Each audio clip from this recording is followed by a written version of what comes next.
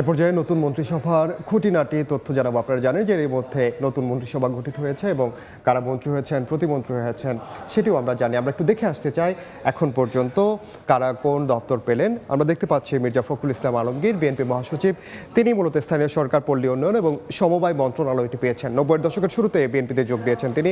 2001 থেকে 6 সাল পর্যন্ত বিএনপি সরকারের প্রতিমন্ত্রী ছিলেন এবং তিনি এবার এলজিআরডি মন্ত্রী হিসেবে দায়িত্ব পেলেন। আমরা পরের দেখতে চাই আর কে কোন দায়িত্ব পেয়েছেন। আমরা দেখতে পাচ্ছি আমির খসরু মাহমুদ চৌধুরী, তিনি মূলত সাবেক বাণিজ্য মন্ত্রী, এবার তিনি পেয়েছেন অর্থ ও পরিকল্পনা মন্ত্রণালয়, যেটি খুবই গুরুত্বপূর্ণ একটি মন্ত্রণালয়। চট্টগ্রাম স্টক এক্সচেঞ্জের প্রতিষ্ঠাতা চেয়ারম্যানও আমির খসরু মাহমুদ চৌধুরী। আমরা একটু দেখতে চাই আরও কে আছেন। আমরা যদি দেখতে পাই তাহলে দেখতে পাচ্ছি বিএনপির স্থায়ী কমিটির সদস্য সালাউদ্দিন আহমদ, তিনি পেয়েছেন স্বরাষ্ট্র মন্ত্রণালয়, যেটি খুবই গুরুত্বপূর্ণ।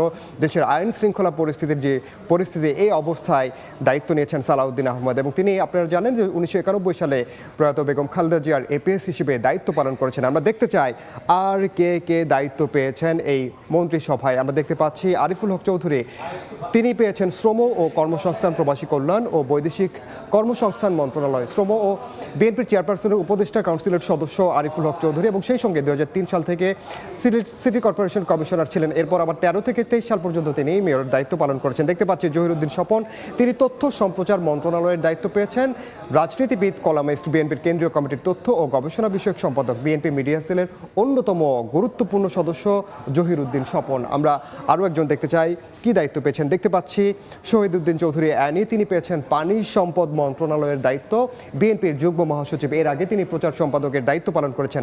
5 বার তিনি নির্বাচন করেছেন এবং 3 বার জয়ী হয়েছেন। আমরা আরও একজনকে দেখতে চাই যিনি দায়িত্ব পেয়েছেন। আমরা দেখতে পাচ্ছি আসাদুজ্জামান হাবিব দুলু, তিনি মূলত পেয়েছেন দুর্যোগ ব্যবস্থাপনা ও ত্রাণ মন্ত্রণালয়। রাজনীতিবিদ, আইনজীবী, বিএনপির কেন্দ্রীয় কমিটির রংপুর বিভাগীয় সাংগঠনিক সম্পাদকের দায়িত্ব পালন করেছেন। লালমনিরহাটের জেলা বিএনপির সভাপতির দায়িত্বও পালন করেছেন আসাদুল হাবিব দুলু এবং 4 বার সংসদ সদস্য নির্বাচিত হয়েছেন। তার মধ্যে তিনি 6 বারে নির্বাচন করেছেন। সার্বিকভাবে আমরা ধাপে ধাপে আপনাদেরকে আরও যেসব তথ্য থাকবে তা আমরা জানাবো।